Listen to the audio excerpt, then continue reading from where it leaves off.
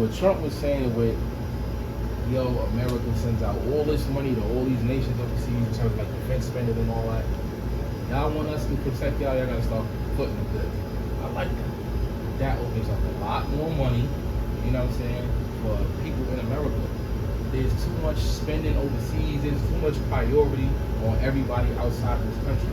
My father's an immigrant, so I ain't got nothing against immigrants, but at the same time, my father had to be here for 14 years. I went with him when he got his naturalization papers and all. They come in and they letting everybody fly for everything, you know, and it's like, nah, you know what I'm saying? And then the other half of that, you know, my mom's originally from the South, so like, no, like, all of y'all is benefiting off the blood, sweat, and tears of our ancestors in this country. And nah, they need to get that in order. But Democrats is too willy-nilly with, oh, nah, DACA and all that shit, come here, send me your weak, send me your poor. They sending their criminals. You know what I mean? I ain't knocking nobody as a criminal, but it's like, y'all kind of fucking it up here. That cash, that no bail shit, that shit is kind of, you know what I mean? That works for everybody. But now the migrants coming in and they doing all type of shit. They benefit from shit. They benefit from shit. They're not even American citizens. So let me ask you a question. So when I had this conversation with people, you know, the conversation seemed like it goes like Trump never was president before. He did 4 years already. How did his 4 years benefit you? The 4 years for him, he was letting that money fly. What money? Especially when COVID came. What money? All that unemployment shit. The first round of stimulus checks, and that's just talking about COVID. Prior to that, he was the first president to really be letting niggas go off of the what was it, what we call the Rockefeller wars, like the crazy crack cocaine laws from back in the day. Yeah, Obama changed the sentencing, but he wasn't letting Lou Hobbs and them niggas out. Trump did. I mean, who they let out is dependent on who's lobbying for them. Because that's null and void. But what I'm gonna say about this is that when it comes to stimulus checks and the government giving us stuff, that's not Kennedy's stance. He want to create an environment where we can provide for ourselves. So are you familiar with Restoration Plaza down the block? Yeah. You know who started that? Who started it? Kennedy. I'm surprised. Right? So, but we talking about a candidate that is doing things in our community before he was thinking about being a politician. Because the only time we see these politicians or they want to even be in close proximity with us is in election time. You think you would see Chef G and Trump non-election time? No, but they all pander. That's why Trump is transparent about his pander. No. They all don't, because Kennedy don't pander. Kennedy was doing the work. He was doing the work already, right? So when the way I look at politics is if I'm gonna mess with a candidate, don't tell me what you're gonna do for me. Show me what you've done already. Because anything that you tell me you're gonna do for me, you're relying on Congress, you're relying on all these other factions to make it go through, right? Now Trump, he had 4 years, right? He gave out some stimulus checks. I think anybody that was president at the time would have did. Contrary to popular belief, he gave a lot of money to like black churches and stuff like that, a lot of black institutions. And then on top of that, the only issue with RFK Jr. is we had this chance for Bernie Sanders, somebody that was really gonna actually do the stuff that needed to be done to better the people and better the future generations. I feel like to a degree, they're gonna really stand in his way. They know what's coming with him. They know he a Kennedy, they know he coming and he mean business. But I really feel like they're gonna stand in his way and they're gonna hinder him from making any real progress. I mean, that's what they do with anybody great or anyone that's a threat. They go throw hurdles your way. Like they not letting us debate. It's a hurdle. It's something that we go overcome. Getting the signatures to get on the ballot in New York alone, it was a hurdle, but we still got it done. And we're gonna get on the ballot in all 50 states.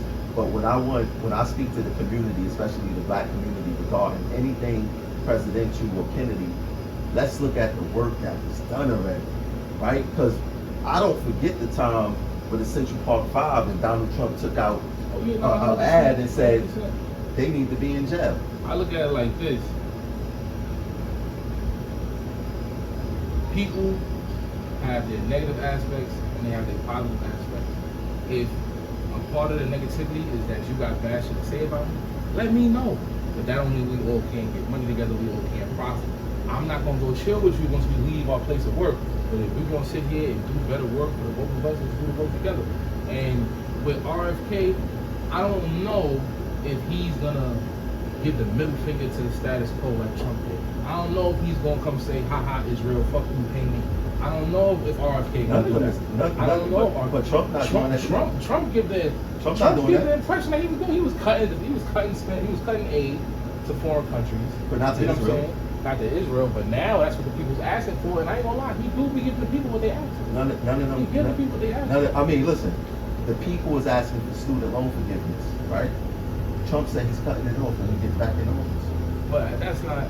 I'm not 100% keen on that. You know that you got to give a little to get what you want, or act like you won't give a little to really get what you want. So I'm not saying he actually believing that he's gonna do that. But when it comes to stuff like that, he just might. He's that far removed from the system that he could just save people. But you know what killed me with when black people and Trump. He's indicted. He got 34 felonies. Black people, like, I can relate to that. Why do us as black people relate to something like jail, right? I don't know no black man with 34 felonies that can run for public office. Run for any job, right? How can us as black people relate to a system that is made to protect him? Because they are protecting him. He's still allowed to run, right? And I know I got plenty of friends that got felonies, and they can't get certain jobs. But this guy could run for the top spot in a job, and I think that Trump will be a distraction because they go always talk about that. He's not going to have a clear mind to do the work. Joe Biden, I mean, he's I don't know what's up with that guy, right? He's a walking cadaver, not to be funny, but once again, I want to look at the work of what people is doing. We talking about Kennedy talking about cleaning up our food. He sued Monsanto's. He cleared up the Hudson River with the water reservoirs, was feeding the Harlem community bad water. He cleaned that up. A lot of people don't know that. He got reparations for the Indians. You know what I'm saying? His family was in Bed-Stuy. 1969, they started Restoration Plaza. What's his stance on reparations for the black community? Well, this is the thing, right? He believes in a moral case of reparations, right? He believes it, right? But he's a practical guy. He's a lawyer by trade. If he feels like that he cannot do it personally, he's not going to tell us he can do it, right? He believes that we are owed reparations. But you got a Congress and you got other people. He can't unilaterally say, I'm going to give black people reparations, right? And he believe in lineage-based reparations. Like, you got, I agree.